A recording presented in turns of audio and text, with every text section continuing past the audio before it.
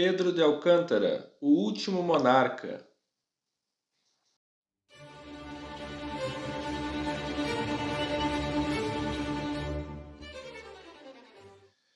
Os daguerrótipos da época trazem figuras às vezes tristes de meninos amadurecidos antes do tempo. A prematuridade de Dom Pedro II pode ser tomada como exemplo. Fez-se imperador aos 15 anos e logo tornou-se pensativo e grave. Aos 20 e tantos já era um velho, com barbas e aspecto de um avô. A juventude fugira dele a galope, diz o escrito de Gilberto Freire. Desde a infância, a austeridade marcou a vida de Pedro de Alcântara, filho herdeiro do imperador Pedro I e da imperatriz Leopoldina, primeiros soberanos do Brasil independente. Pedro de Alcântara viveu separado de seus pais, como era costume entre as famílias nobres. Quando tinha 5 anos, duras crises políticas fizeram seu pai abdicar do trono e exilar-se em Portugal, deixando-o no Brasil como seu sucessor. A crise econômica que as campanhas da independência e as guerras externas haviam exacerbado afeta a produção de açúcar, tabaco, algodão e couros, que são os produtos que fazem a riqueza do Brasil, riquezas essas que são fornecidas para as potências industrializadas.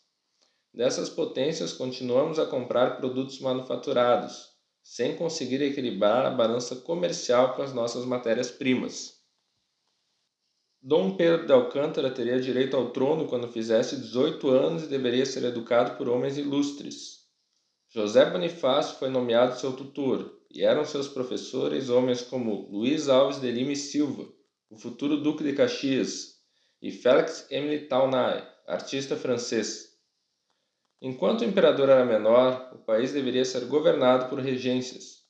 A Câmara e o Senado dividiam-se entre políticos das facções que depois se aglutinariam nos futuros partidos conservador e liberal. Durante 10 anos, Pedro de Alcântara levantava às 7 da manhã e às 8 horas tomava seu café em ponto, sempre na presença do médico que examinava a qualidade, a quantidade e a temperatura dos alimentos. Na sequência, começavam suas aulas. Ao meio-dia, ele parava e almoçava, assistido pelo médico, o camarista e a camareira, que deviam entreter o imperador com conversação, tendo cuidado de que ela versasse sobre objetos científicos e de beneficência. Essa conversação se prolongava até às 16h30 no inverno e até às 5 horas no verão. Depois, Pedro de Alcântara fazia passeios a cavalo. Em 1840, a regência atravessava sérias crises.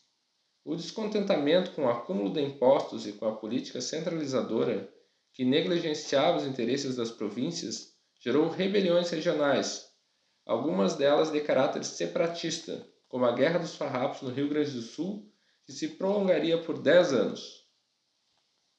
A elite perdeu a confiança na regência e esta se viu obrigada a antecipar a maioridade de Dom Pedro, que contava então com 15 anos. Começava o segundo reinado. Aos poucos, a economia do Brasil fazia progresso, pois o café, cultivado no sul, tornava-se o principal produto de exportação do país, suplantando as lavouras decadentes de cana e de algodão. Prudente e austero desde muito jovem, Dom Pedro II empenhou-se em conciliar os interesses das elites. Adepto da rígida disciplina, perseguia os políticos acusados de conduta moralmente irregular. Considerava-se o funcionário público número 1 do Brasil, cumprindo com zelo suas obrigações burocráticas. Nas horas vagas, dedicava-se à leitura, granjeando fama de erudito e protetor de artistas intelectuais, correspondendo-se no exterior com personalidades como Pasteur e Wagner. Preferindo governar e não reinar, Dom Pedro II amparou-se num regime parlamentar inspirado nos moldes ingleses. O imperador nomeava o presidente do Conselho de Ministros e esse escolhia o ministério, compondo assim o poder executivo.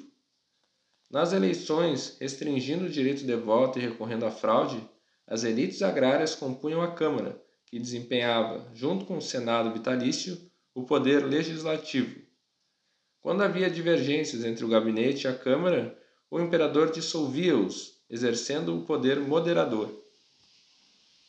Revezando gabinetes moderados de conservadores e liberais, reinou por quase 50 anos. A relativa estabilidade política de seu governo só seria abalada na década de 1870, quando o país começou a sentir os efeitos da Guerra do Paraguai.